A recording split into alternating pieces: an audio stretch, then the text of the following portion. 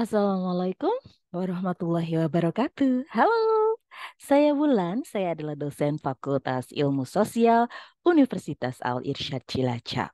Oke, sekarang kita masih ada di mata kuliah akuntansi dasar, tetapi kita sekarang akan membahas mengenai piutang. Oke, kita lihat dari pengertiannya. Pengertian dari piutang usaha atau piutang dagang adalah salah satu unsur dari aktiva atau aset lancar dalam neraca perusahaan yang timbul akibat adanya penjualan barang, jasa, atau pemberian kredit terhadap debitur yang pembayarannya pada umumnya diberikan pada tempo 30 sampai dengan 90 hari. Jadi apa sih yang disebut dengan piutang? Piutang usaha atau piutang dagang adalah tuntutan terhadap pihak lain berupa uang, barang, atau jasa yang dijual secara kredit. Intinya apa sih? Piutang itu anggap aja bahwa itu uang kita di tempat lain. Kita punya utang, kita punya utang, kita punya uang, kita punya harta, tapi hartanya masih ada di pihak lain. Jadi anggap aja kita punya tabungan, tapi bukan tabungan di bank, tapi tabungan di orang-orang yang ngutang sama kita. Paham ya? Oke, next. Ciri-ciri piutang itu apa? Ada nilai jatuh tempo, terus adanya tanggal jatuh tempo, kemudian ada bunga yang berlaku. Nah, bunga ini adalah sebuah konsekuensi pembeli yang meminta waktu pembayaran tertentu sebagai keuntungan bagi penjual karena sudah sabar nih. Karena kan harusnya lunasnya sekarang, ya enggak? Uang sekarang sama uang masa depan kan berbeda. 10.000 sekarang mungkin 10.000 beberapa tahun kemudian kan berbeda gitu loh. Karena kan ada yang namanya depresiasi dan lain-lain gitu loh. Uang sekarang lebih berharga daripada uang masa depan dengan nominal yang sama. Maka ya wajar kalau orang itu bersabar tapi harus ada konsekuensi gitu loh. Yang tadinya 10.000 jadi 12.000 gitu. Nah, tapi sebenarnya besaran bunganya sendiri itu enggak saklek ya harus berapa gitu. Enggak, itu sih nanti kebijakan si penjualnya sendiri yang memang disepakati dengan pembeli. Lah kalau pembelinya nggak mau ya nggak jadi transaksi. Tetapi kalau memang pembelinya oke, maka transaksi itu terjadi, disepakati. Oke, bunganya yang tadinya saya pinjemnya itu 10.000, belinya 10.000, tapi karena saya minta waktu, nanti pada saat pelunasan harganya 11.000 gitu. Karena ya itu tadi kompensasi kesabaran dari penjual untuk nungguin pembeli punya uang tunai sebesar 10.000 gitu karena nunggu jadinya nantinya jadi 11.000 seperti itu. Bisa dipahami ya teman-teman ya? Oke, jenis piutang dalam akuntansi ada yang disebut dengan wesel tagih. Kalau teman-teman pengen tahu apa sih dan bentuknya kayak gimana nanti boleh ya browsing juga, cari juga di internet kayak gimana sih bentuk wesel tagih tuh gambarnya kayak apa. Nah, tapi itu adalah juga sama, itu adalah jenis dari piutang ya. Kemudian ada juga yang disebut dengan piutang usaha atau bahasa Inggrisnya adalah account receivable dan juga ada piutang lain-lain. Jadi piutang yang ini itu bukan hasil dari usaha. Kalau tadi piutang usaha tuh kalau contoh kita jualan buku ya, ibu jualan buku nih. Nah, kemudian ibu jual bukunya, orang pembelinya sudah terima bukunya tapi belum bayar gitu loh. Nah, kalau yang itu si pembeli itu berarti punya piutang ke ibu gitu loh.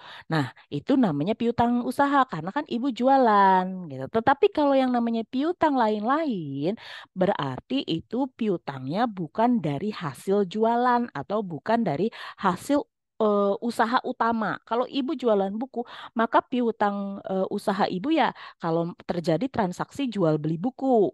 Tetapi kalau yang piutang lain-lain bisa saja ya tadi dari bunganya, kemudian ada piutang kalau kita eh, piutang dividen, kemudian ada gaji, uang muka karyawan, ada restitusi pajak, ada persekot dalam kontrak pembelian, klaim terhadap angkutan atau barang rusak ataupun hilang, kemudian ada klaim terhadap perusahaan asuransi atas kerugian yang dipertanggungjawabkan, klaim terhadap karyawan perusahaan, dan lain-lain. Jadi banyak juga yang kategorinya masuk ke piutang lain-lain. Jadi intinya kalau piutang usaha itu berasal dari usaha utama. Tetapi kalau piutang lain-lain itu bukan dari usaha aslinya. Ya, oke? Bisa dipahami.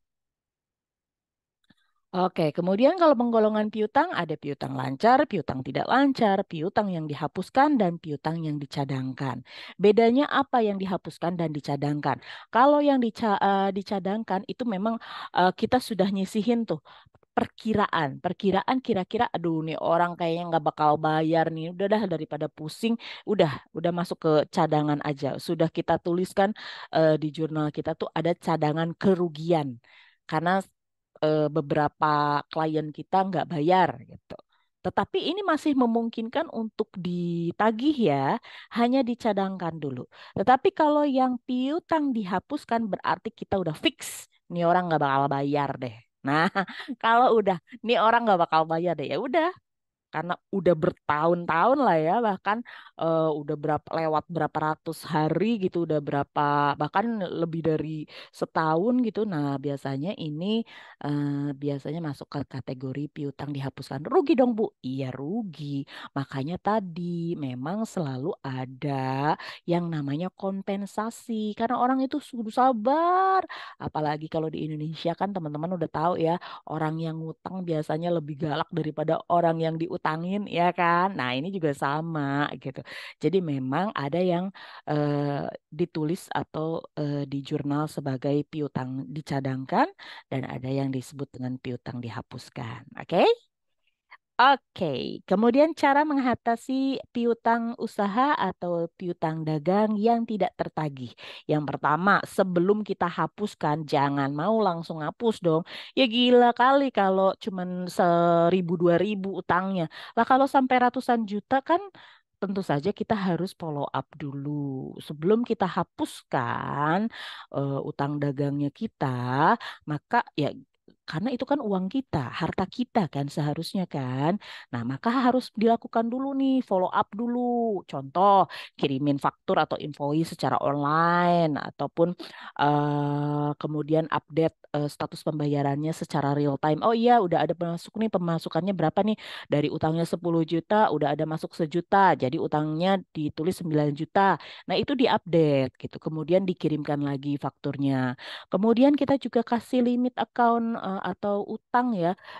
Jangan jangan sampai kita oh nggak bisa bayar nih 10 juta. Ya paling enggak kan orang itu harus bayar dulu berapa baru kita tuliskan sebagai piutang gitu. Jadi jangan sampai kita karena kita ngejar yang penting laku, nggak apa-apa deh bayarnya belakangan. Ya iya betul, memang seperti itu. Tapi jangan sampai kayak gitu kalau kita jualan. Karena apa? Nanti kita rugi, capek kita nagih utang. Terus habis gitu gitu juga kita kan namanya kita jualan, kan otomatis kita kan butuh modal muter.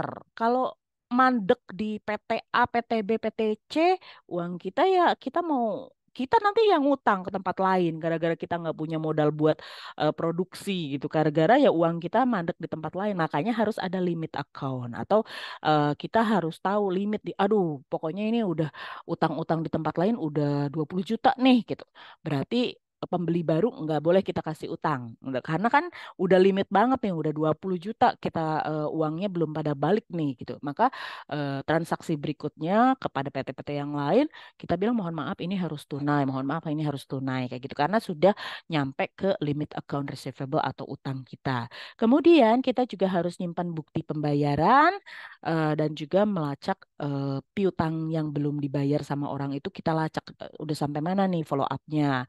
Kemudian kita jadwalkan ulang pengiriman email penagihan gitu ya. Kemudian kalau ini belum manjur ya tagih lebih lebih agresif ya. Kemudian kita juga ada denda keterlambatan, kemudian ada juga kebijakan limit kredit dan blacklist konsumen yang menunda pembayaran. Kalau memang orang ini berkali-kali kayak gitu mulu, udah deh mendingan daripada kita transaksi sama PTA itu bolak-balik ngutang nggak keruan terus lama, udah gitu dihapuskan dihapuskan lagi, udah mendingan kita nggak usah transaksi sama PTA seperti itu ya teman-teman ya. Karena apa? Nanti kalian uangnya nggak akan muter lagi karena berulang. Ini adalah karakter. Jadi ya sudah kalian coba cari pasar yang lain gitu daripada kita tetap beratin si konsumen PTA yang sudah bolak-balik piutangnya tidak tertagih bahkan sudah di blacklist sama kita. Nah, di beberapa kehidupan nyata ini bahkan sudah ada pakai jasa untuk tukang tagih ya debt collector kalau teman-teman pernah dengar. Nah, ini agak-agak ada yang bahkan sampai ekstrim banget kasar sekali. Tetapi sebelum kita pakai jasa-jasa yang memang kurang bisa dipertanggungjawabkan, mungkin teman-teman bisa alihkan ini ngurusnya itu ke klaim ini ya, apa namanya, pengadilan aja gitu. Kalau kalau memang orang ini utangnya gede banget sama kita, kemudian tidak tidak ada solusinya, ya berarti kita berhak sue di pengadilan. Cuman memang kalau masuk ke pengadilan biayanya juga nggak murah, prosesnya juga panjang. Jadi memang dari awal banget kita memang harus lebih selektif pada saat kita memberikan utang. Oke? Segitu dulu, kita akan bersambung ke part berikutnya. Kita akan bahas banyak tentang piutang. Semoga nanti teman-teman bisa memahami apa yang Ibu sampaikan. Sampai ketemu di part selanjutnya. Assalamualaikum warahmatullahi wabarakatuh.